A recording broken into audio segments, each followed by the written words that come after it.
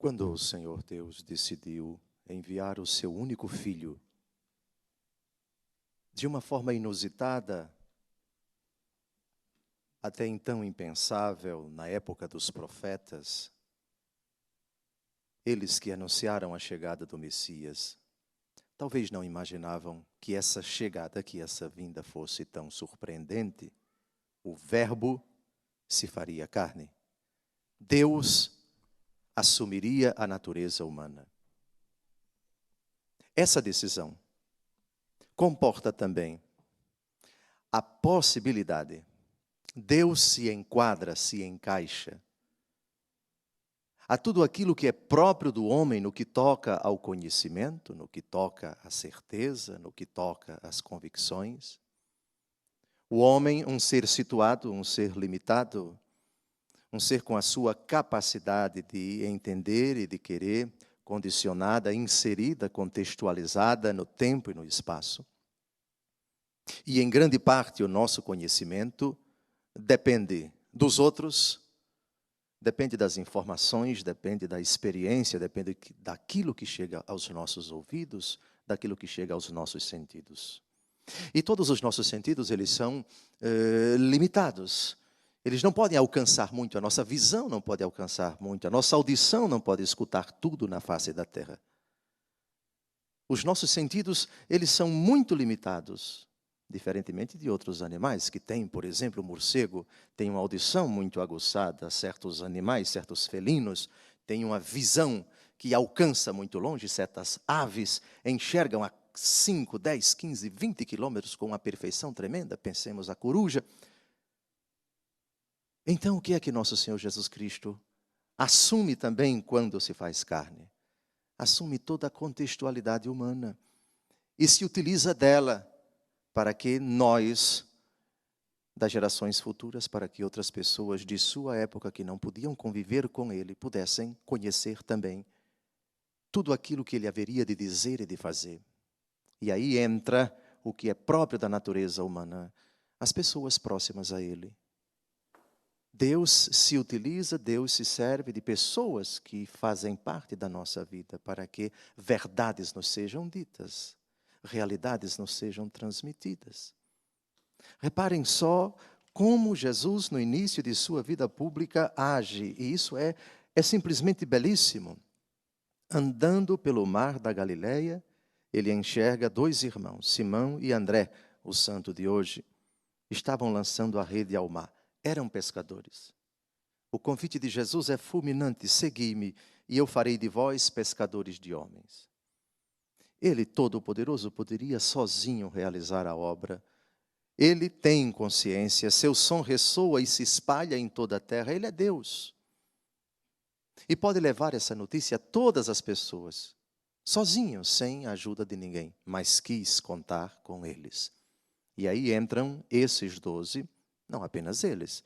O Senhor se acercou de discípulos, de mulheres.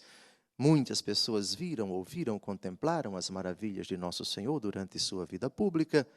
Mas ele quis que esses 12 integrassem esse grupo seleto, não menos nem mais que 12, para ser aquele grupo que, de certa forma, concretiza as profecias do Antigo Testamento, alicerçado nas 12 tribos de Israel. 12 tribos de Israel, símbolo da antiga aliança, do antigo povo de Deus. 12 apóstolos, símbolo da nova aliança, do novo povo de Deus. E André é um deles. Esses tiveram o privilégio de conviver com Jesus durante 3 anos. Viram o que o Senhor fez. Ouviram os ensinamentos do Senhor. Tocaram, apalparam o verbo da vida. Nossa fé é verdadeiramente apostólica. Nós pertencemos a uma igreja que tem esse adjetivo. Ela é católica porque é dirigida a todos, porque se encontra em toda a face da terra. Católicos é universal. Ela abarca todas as pessoas, de todas as tribos, de todas as épocas, de todas as culturas, de todas as nações. Ela não exclui ninguém e a sua mensagem é universal. Ela é apostólica porque é alicerçada na pregação desses homens, porque ela crê naquilo em que eles creram, naquilo que eles ouviram, naquilo que eles pregaram, naquilo que eles escreveram. Ela é apostólica também porque A graça que o Senhor Jesus concedeu aos apóstolos perdura até hoje. Nos sucessores dos apóstolos, os bispos pastores da igreja. Eles foram o início, foram o começo de uma aventura que perdura até hoje na igreja. Eu estarei convosco todos os dias. O que o Senhor concedeu aos apóstolos perdura hoje nos bispos, os seus sucessores. E o que o Senhor concedeu individualmente ao apóstolo Pedro, perdura individualmente na pessoa do sucessor de Pedro, o bispo de Roma, hoje gloriosamente reinante, Papa Francisco. Mas olhemos ainda para André, com Simão, seu irmão, com Tiago e com João, às margens do mar da Galileia. Todos pescadores, consertando redes, e Jesus os chama. Amados, São Paulo diz, edificados sobre o fundamento dos apóstolos e profetas, tendo Cristo Jesus como pedra angular. A 1 Coríntios capítulo 3 diz que ninguém pode pôr outro fundamento senão aquele que já foi posto, Cristo Jesus. Pois bem, ele é a pedra que os construtores rejeitaram, que se tornou a pedra angular.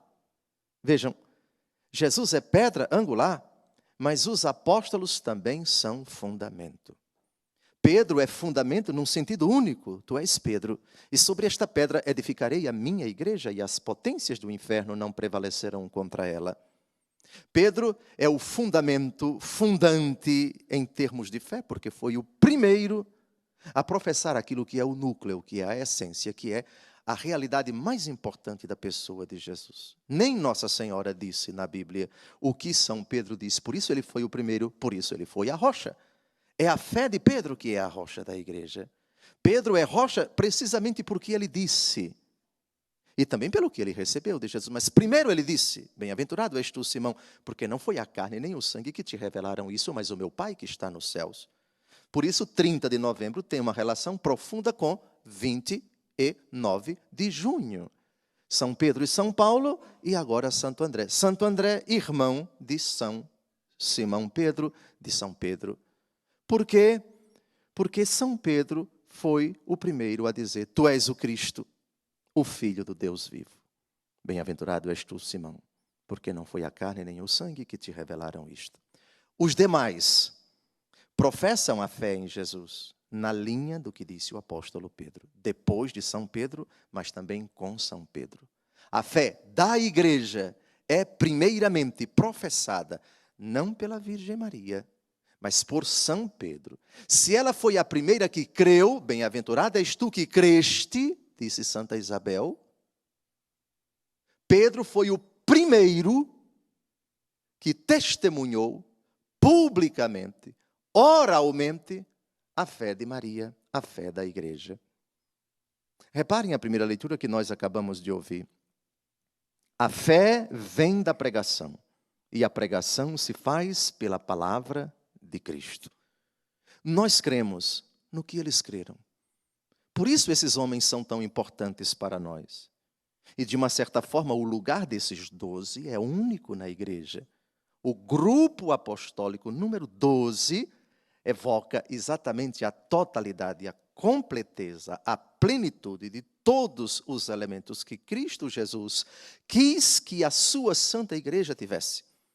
É claro que os apóstolos não são os únicos elementos da igreja, mas uma nota característica importante, a apostolicidade. Professamos a fé dos apóstolos.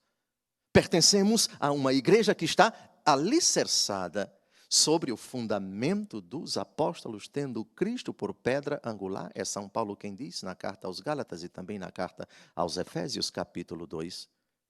Nossa igreja é apostólica por causa da sucessão apostólica que perdura dos apóstolos até os dias de hoje, nas pessoas dos bispos, sucessores deles, e particularmente do sucessor de Pedro, o bispo de Roma. A cor de hoje é vermelha, porque conforme a antiquíssima tradição, Santo André derramou o seu sangue crucificado numa cruz em forma de X. São Pedro crucificado de cabeça para baixo. O seu irmão crucificado em forma de X. Pois bem, caríssimos, olhamos para André, Olhamos para Simão, olhamos para Tiago, olhamos para João, olhamos para os 12, tirando Judas Iscariotes e colocando Matias no meio desses 11, a fé vem da pregação. A pregação deles, que chegou até nós, 2000 anos de história, de anúncio, de proclamação, de fidelidade àquilo que os apóstolos pregaram. É graças ao testemunho deles, chamados pelo próprio São Paulo, numa das cartas a Timóteo. A igreja é coluna e sustentáculo da verdade. E a verdade foi encarnada, conviveu com eles, manifestou-se a eles. E eles, quais testemunhas, anunciaram com os lábios e também colocaram por escrito. Para quê? Para que nós crêssemos que Deus ressuscitou Jesus dos mortos, para que fôssemos salvos. Quem crê e for batizado será salvo, quem não crê será condenado. Amados, todo aquele que confessa que Jesus é o Senhor, esse professa a fé da igreja, esse professa a fé apostólica. Sim, todo aquele que nele crê não será confundido. É crendo de coração que se alcança a justiça, e é confessando a fé com a boca que se consegue a salvação. O final da primeira leitura de hoje nos apresenta um elo que, na verdade, teve início com Jesus e depois se prolongou passando pelos apóstolos e chegou até cada um de nós. E esse elo é feito em forma de perguntas. Será que eles não ouviram? Mas como eles podem ouvir se não houver quem pregue? E como pregarão se não forem enviados?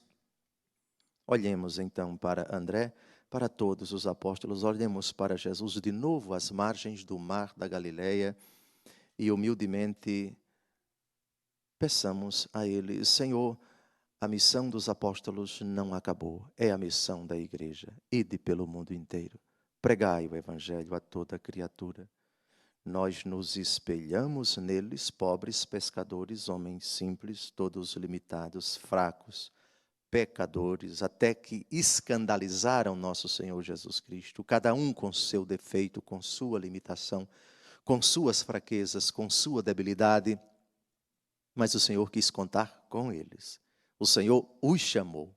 Não chamou os melhores da Galileia, da Judéia e da Samaria. Isso é absolutamente irrelevante para Deus. Deus não chama os melhores, Deus melhora os piores que Ele chama. Deus não chama os mais capacitados, mas capacita aqueles escolhidos. Assim foi, assim é, assim será. Sintamo-nos hoje interpelados, movidos pelo Espírito Santo de Deus para, espelhados no heroísmo deles, na coragem deles, na determinação deles, na impetuosidade deles, na paixão, no fascínio deles pela pessoa de nosso Senhor Jesus Cristo, e respondamos nesta celebração eucarística: eu também recebi a graça do batismo que os tornou filhos de Deus. Eu recebi a mesma missão deles, se não como apóstolos, se não como sucessores dos apóstolos, mas como batizado, eu tenho essa missão imperiosa. A minha fé é apostólica. Eu sou chamado diariamente por Deus a cumprir esta ordem do Salmo. Não são discursos, nem frases ou palavras, mas o seu som ressoa e se espalha em toda a terra. Levar Jesus, anunciar a todos os homens que não há outro nome debaixo do céu pelo qual devamos ser salvos. Anunciar com palavras, mas também com a conduta da nossa vida de cristãos renovados, que não há outro caminho que leve ao Pai, que não há outro nome debaixo do céu pelo qual devamos ser salvos. Só o Senhor Jesus. Paixão da vida dos apóstolos, fascínio da vida de André, de Simão, de Tiago, de João, de Bartolomeu, de Mateus e de todos os que integraram o grupo dos 12. A pregação deles há de perdurar sempre na igreja que somos todos nós. Leve o nome de Jesus para o seu filho. Hoje, apaixonadamente, professe o credo, a fé da igreja, a fé apostólica para aquelas pessoas que fazem parte da sua vida. Orgulhe-se santamente e, ao mesmo tempo, dobre os seus joelhos diante do Senhor, pela responsabilidade que Ele coloca nos seus ombros em virtude do batismo, da crisma e dos demais sacramentos que você recebeu e recebe. Levar o santo nome de Jesus no céu, que Santo André e os demais apóstolos, os santos e anjos de Deus, intercedam por nós que ainda peregrinamos na terra, para que dos nossos lábios saiam sempre palavras que eles professaram, que da nossa conduta irradie, floresça, manifeste-se o doce odor de Cristo, a doce dádiva do Cristo ressuscitado, para ser levada aos homens, para ser crido nosso Senhor Jesus Cristo como o único caminho, a única verdade, a única vida dos homens. Louvado seja nosso Senhor Jesus Cristo. Para sempre seja louvado.